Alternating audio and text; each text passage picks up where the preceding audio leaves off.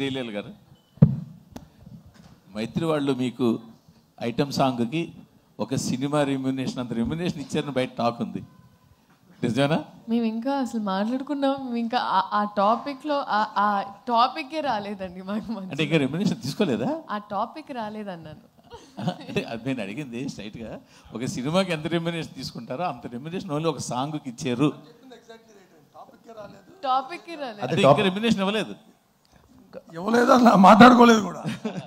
అదే టాపిక్ రాలేదు. నా డౌట్ ఏంటంటే ఇప్పుడు నీ మైండ్లో ఇక్కడ ఉంటుంది, వాళ్ళ మైండ్లో ఇక్కడ ఉంటుంది, అప్పుడు ఏంటి? అది ఆ క్వశ్చన్ కూడా చెప్పండి. అదే కదా, ఆ క్వశ్చన్ కూడా ఆన్సర్ చెప్పండి. నితిన్ గారు అడిగారు, మీ మైండ్లో అక్కడ ఉంటుంది, వాళ్ళ మైండ్లో ఇక్కడ ఉంటుంది. శ్రీలీల గారు, యాక్చువల్గా అంటే ఈ సాంగ్కి పర్టికులర్గా కిసక్ సాంగ్కి ఒక బాలీవుడ్ స్టార్ శ్రద్ధా కపూర్ని అనుకున్నారు. బట్ అనుకొని ఏమైందో తెలియదు. బట్ మీ దగ్గరికి వచ్చినప్పుడు ఇది మీరు ఒక ఛాలెంజింగ్గా ఫీల్ అయ్యారా లేదా ఒక బాధ్యతగా ఫీల్ అయ్యారా ఈ సాంగ్?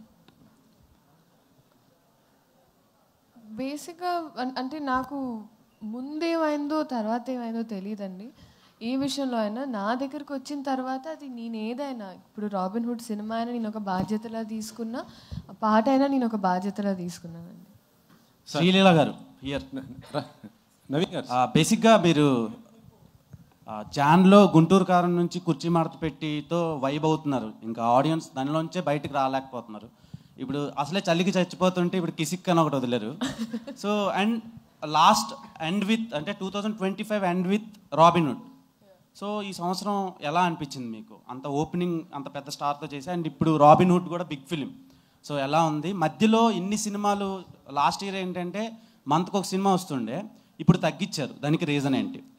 అది ముందు చెప్పాను కదండి. సో ఐ వాజ్ ఆల్సో, నాకు నా మెడికల్ స్టడీస్కి చాలా ఒక క్రూషియల్ ఇయర్. సో నా అటెండెన్స్ చాలా తక్కువ ఉండింది ప్రీవియస్ ఇయర్ షూటింగ్ వల్ల. So I had to cover up for all of that. So దానివల్ల తీసుకొని అండ్ నీట్గా అంటే తీసుకున్న ఒకటైనా చాలా నీట్గా. One more question. ఇప్పుడు ఒక ఐటమ్ సాంగ్ చేశారు, సో దానికి ఏం చెప్తారు?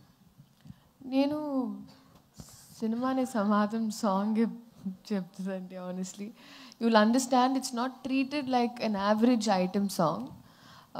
చాలామందికి ఉండింది ఏంటి ఐటమ్ సాంగ్ అంటే, ఎన్నో సినిమాలు అడిగినా కూడా I wasn't ready. But it has a very strong reason. ఆ reason I think December 5th Pushpa release అయినప్పుడు మీకు తెలుస్తుంది.